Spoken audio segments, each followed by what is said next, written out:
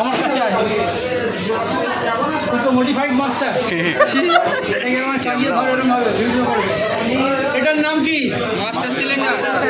এই মাস্টার সিলিন্ডারের ভেতরে কি থাকে? Break oil. আমি বলে দিই, এই মাস্টার সিলিন্ডারের ভেতরে একটা পিস্টন থাকে। এই পিস্টনের ভেতরে কিন্তু তিনটে পার্টস থাকে, একটা হচ্ছে ওয়াসার, একটা হচ্ছে কিক, একটা পিস্টন। এই তিনটে জিনিস কিন্তু এর ভেতরে ফিটিং করা আছে।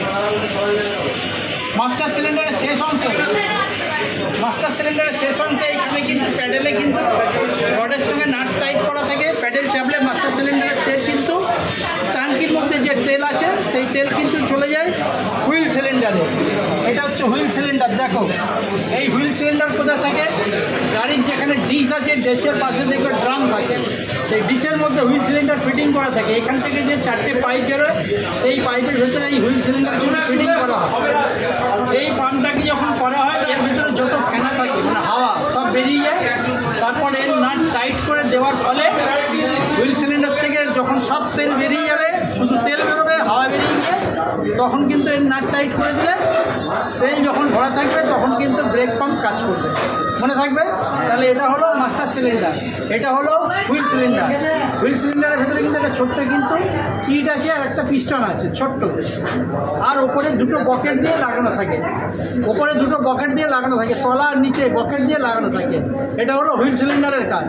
এটা হয়ে গেল হুইল সিলিন্ডার, এটা হয়ে গেল মাস্টার সিলিন্ডার। দেখে নাও, পরে সাজিয়ে দেবে। এটাকে চাগাও। এটা হচ্ছে গিয়ার বক্সের কাউন্টার। এই কাউন্টারের কাজ কি? এটা হচ্ছে ফার্স্ট পেনিয়ান, এটা হচ্ছে সেকেন্ড পেনিয়ান, এটা হচ্ছে থার্ড পেনিয়ান, এটা হচ্ছে ফোর্থ পেনিয়ান। এই 4টে পেনিয়ান আছে। এই 4টে পেনিয়ান কিন্তু গিয়ার বক্সের এই নিচেটায় ফিটিং করা হয়। এই যে ফিটিংটা করা হয়, এই ফিটিং করার ফলে এইটা হচ্ছে ব্যাক গিয়ারের পেনিয়ান। এই যে মেন শ্যাফটটা দেখছো তোমরা, এই যে এটাকে এইখান থেকে এই পর্যন্ত এটাকে বলা হয় মেন শ্যাফট। এই মেন শ্যাফটের মধ্যে কটা পেনিয়ান ফিটিং করা আছে দেখো, সেকেন্ড, থার্ড, ফোর্থ, 3 ধরনের পেনিয়ান ফিটিং করা আছে।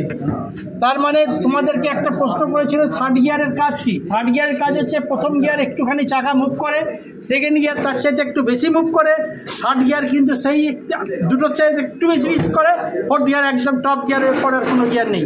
এখনকার আনুষঙ্গিক নতুন গাড়িতে 5টা গিয়ার হয়ে গেছে, ঠিক আছে তো? এরপরে তাহলে কাজ হচ্ছে কি? এই গিয়ার বক্সের ভেতরে এই যে রডগুলো দেখছো তোমরা, এগুলো রড না, এগুলোর নাম হচ্ছে লেসাপ। তোমরা হয়তো রড বলবে, তোমরা নাম জানো না। লেসাপ। এই লেসাপের মধ্যে কিন্তু অ্যাঙ্কেল করা থাকে। প্রত্যেকটা পেনিয়ানের সঙ্গে এক একটা ঘাটে কিন্তু গিয়ারের লাট্টুতে যখন গিয়ার দেওয়া হয় তখন এগুলো কিন্তু সরে যায়, এরকমভাবে সরে যাবে সব, বুঝেছো? এরকম সরে যাবে, গেলেই কিন্তু গিয়ারে গাড়িটা খেলবে।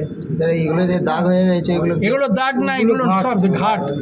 আচ্ছা, এই যে একবার কাউন্টারে যে এটাকে করা হয়, লেসাপের মধ্যে কিন্তু এই কাউন্টারটা ফিটিং করা থাকে। যে কাউন্টারটা দেখালাম স্যাফটের, এখানে ফিটিং করা থাকে। হয়ে গেল। এরপরে এখানে প্যাকিং দেওয়া থাকে। এই প্যাকিংয়ের মধ্যে কিন্তু এবারে কিন্তু এই চাপাটাকে ফিটিং করে দেওয়া হয়। এই চাপাটা যখন ফিটিং হয়ে যায় তখন আর ওইখান দিয়ে কোনো তেল ফেল কিছু লিকেজ করতে পারে না, ঠিক আছে? হ্যাঁ, এটা মানে এর ভেতরে গিয়ার অয়েল থাকে। হ্যাঁ, গিয়ার অয়েল না, এটা হচ্ছে ব্যাক লেগ। যখন ব্যাক গিয়ার দেবে তখন পিছনের লাইট দুটো জ্বলার জন্য হচ্ছে এই কানেকশন। আচ্ছা, পেছনের হলুদ লাইট জ্বলায়, রেড লাইট জ্বলে। এটা তাহলে হয়ে গেল। তাহলে মাস্টার সিলিন্ডার হয়ে গেল, গিয়ার বক্স হয়ে গেল, বাকি রইলো কিন্তু। আচ্ছা, এইটাকে একদম পুরো টেবিলে তুলে দাও, একদম টেবিলে তুলে দাও। তো 4 ধরনের পেনিয়ান আছে। একটা হচ্ছে টেল পেনিয়ান, একটা হচ্ছে ক্রাউন পেনিয়ান, একটা হচ্ছে স্পাইডার পেনিয়ান, একটা পেনিয়ান হচ্ছে ব্যাভেল পেনিয়ান। তাহলে এই 4টে পেনিয়ানের নাম তোমরা জানলে। এই 4টে পেনিয়ানের নাম হচ্ছে, এইটা হচ্ছে টেল, এটা হচ্ছে কাউন্টার, ভেতরে ব্যাভেল আর স্পাইডার আছে।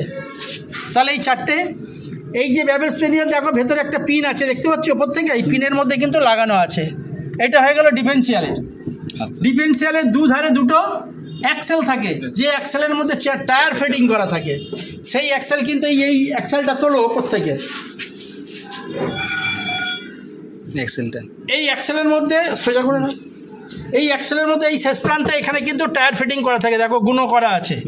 এই অ্যাক্সেল এইখান থেকে একটা এত বড় হবে, এটা ডান দিকের একটা, বাঁ দিকের একটা। এটা কি এই পাশে লাগানো থাকে নাকি এরকম করে? হ্যাঁ, ওখানে ওরকম থাকে না, উপরে থাকে, উপরে নিয়ে ওখানে আর একটা যন্ত্র থাকে, সেইটার মধ্যে দিয়ে কিন্তু করা থাকে এটা। তাহলে হ্যাঁ, এই দুটো অ্যাক্সেলটা ভেঙে গেছে, ভেতর দিয়ে ঢুকে কিন্তু এটা ভেঙে গেছে।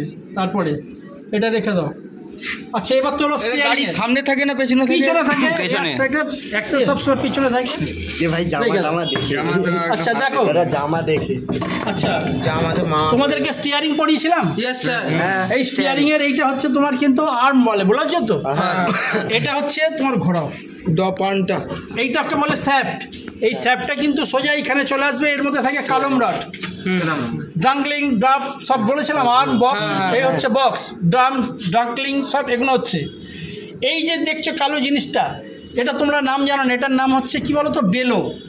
এই বেলোর কাজ কি, এর ভেতরে যে বল জয়েন্ট রয়েছে সেই বল জয়েন্টকে ভেতরে গিরিস আর তেল দিয়ে কিন্তু মাখিয়ে এই বেলোটা টাইট করা হয়, যাতে ওটা ভালো তৈলাক্ত হয়ে থাকে সব সময়ের জন্য। সব সময়ের জন্য। এটাকে কি বলা হয়, টায়ারডেন গুলি। এর কাজ হচ্ছে আপ ডাউন করানো। এই টায়ারডেন গুলির সঙ্গে কিন্তু দুদিকেই দুটো থাকে, একটা দেখো লেফটে আছে, একটা দেখো রাইটে আছে। এটা হলো তোমার স্টিয়ারিং এর পোর্শনটা হয়ে গেল, ঠিক আছে? আর কিছু বুঝবে? আর একবার বলুন। এটা হচ্ছে বক্স, হ্যাঁ ড্রামলিং বলেছিলাম। এর সামনে থেকে যেটা উঠবে সেটাকে বলে কলম রড। এই কলম রডের সঙ্গে কিন্তু হুইল ফিটিং করা থাকে, যেটাকে বলা হয় স্টিয়ারিং। আচ্ছা মনে থাকবে? আচ্ছা ওটাকে বলা হয় স্টিয়ারিং। তো এইটার মধ্যে এরকম একটা গিয়ার ফিট করে আছে, এই যে ঘাটগুলো আছে তার মানে? এটাকে বলা হয় কি, র্যাক বলা হয়, র্যাক। ডায়া ভায়া কাটাবার জন্য একে র্যাক বলা হয়। মানে এটা আস্তে আস্তে এইদিকে আসবে যখন, ওটা ডান দিকে কাটালে ঘুরে কিন্তু ডান যাবে, দিকে যাবে, বাঁ দিকে কাটালে বাঁ দিকে যাবে। বাঁ দিকে যাবে। এটাকে বলা হয় র্যাক, এটাকে বলা হয় কি, বেলো। বেলো। মনে থাকবে? ওটাকে ভি তো বেলো বলে স্যার। হ্যাঁ, বেলো। না, দুটোই দুটোই একই তো। বেলো, একই, ডান দিক বাঁ দিক। আর কিছু বুঝছো? বুঝেছো? হ্যাঁ স্যার, যেখানে যাচ্ছিল রেখে দাও। প্র্যাকটিক্যাল এখানেই স্যার। এইটাই।